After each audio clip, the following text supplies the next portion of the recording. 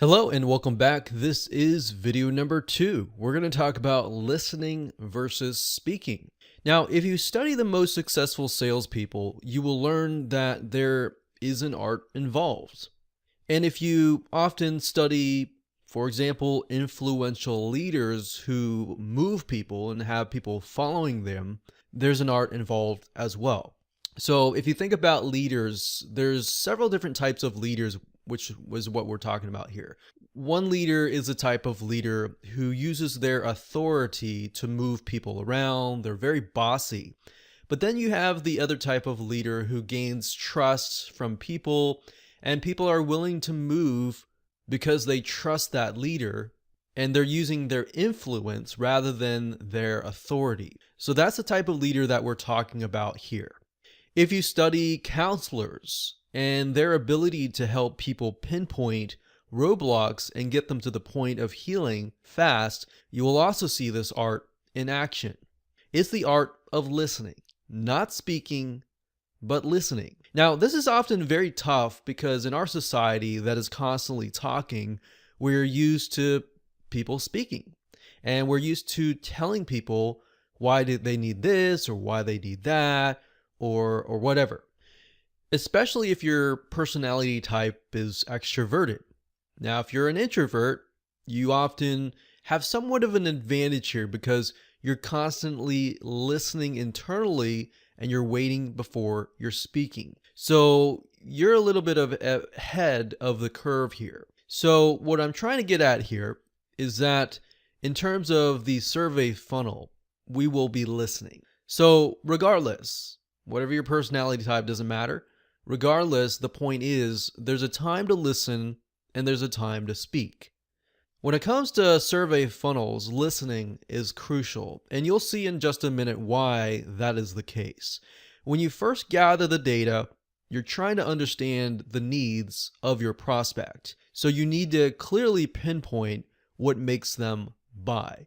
Now, if you were in speaking mode, you would assume people had specific needs, and based on those assumptions, you would create your funnel. Now, bear in mind that that is a dangerous situation to be in because a lot of times we really don't know what our prospects and our buyers are really thinking. And a lot of times they don't even know either. But it's a matter of asking them questions, getting the right data, and then essentially figuring out based on that data what they want. So hopefully that makes sense, listening versus speaking. So if you think about a counselor, a lot of times they'll sit in a room and they'll listen to what you have to say. Now they'll ask the right questions, but they will get you to answer. And a lot of times, a lot of people will say, why am I paying for a counselor? Why am I paying to go to somebody for them just to listen? Well, the reality is that it's not just that. They are asking the correct questions, which in this case, as a survey funnel, you'll be asking the right questions. And we'll give you some example of questions that you can ask. And what that does is it helps the person figure out essentially why they need something, what is the source of their pain, what is essentially that looks like. And that's what we're trying to do in this case. So you could think of it as a survey funnel, you could think of it as essentially a counseling funnel, but that's the goal. Is at the end of the day, if you help somebody figure out what is blocking them, why they do what they do, they will be forever grateful to you, and they'll eventually buy your products, if that makes sense.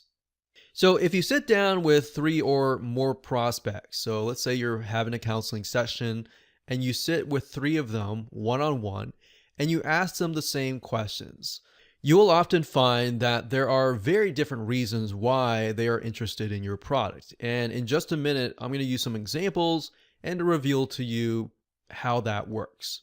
So through this discovery process, you're going to be learning things that you've never heard before, things that you assumed were true, but it was totally the opposite. Now, oftentimes you'd even have ideas, like I said, assumptions, which are entirely wrong. Assumptions are very, very dangerous because that can get you into thinking that people like something, that you know better, And just because you know the product and service really well, we found over the years that most people that have products and services don't even realize what the main reason why people buy. They think they know, even a lot of salespeople, they think they know, but they don't. That's why jumping ahead and assuming why people buy is ineffective. And that is why we call that speaking before listening. So you're jumping ahead, you're speaking for the person, assuming that you know what's in their mind, instead of sitting down and listening. So I wanted you to understand that concept because it's a very opposite thinking in our society. So hence listening before speaking is crucial in this case. Now, to put things into perspective, imagine if you stick to your assumptions, you speak without listening first, you'll create a whole funnel, you'll spend months, 2 months, 3 months setting up that funnel, mind mapping it out, and then you wonder, why is no one buying? It's frustrating, right? You spend all that time and then you realize that nobody is buying. So this is a typical mistake, and we don't want you to make an ineffective funnel either. So how does this look in practical terms? Well, you could sit down with 3 or more prospects and ask them these questions that we're about to share with you in the future videos. So we're not going to talk about all the questions in this video. We're just going to talk about them in the future videos. Or you can simply create a survey for the purpose of gathering data and market research. So you initially create the survey, you gather the data, and based on that, then you create another survey or quiz or whatever to get them through your funnel. So it's a 2-part process. So keep in mind that this is not to be confused, like I said, with the survey that you're going to be using later in the actual funnel to essentially qualify the prospect to become a lead. That's not what we're going to talk about. We're talking about right now gathering the right data, either through surveys or through sitting down on a one-on-one, essentially counseling session with your prospect. So it is first and foremost to listen and get the right data. Now, in order to create the survey form, there are plenty of survey web applications out there for you to use. And some of those include surveymonkey.com and whoofu.com. And we'll tell you why we chose these later down the road. There's a reason why we're not utilizing all the web survey forms out there, and that's because we're going to be using conditional rules. Now, doesn't make sense right now, it's okay. We're going to talk about that later down the road. All right, so let's move on to video number 3.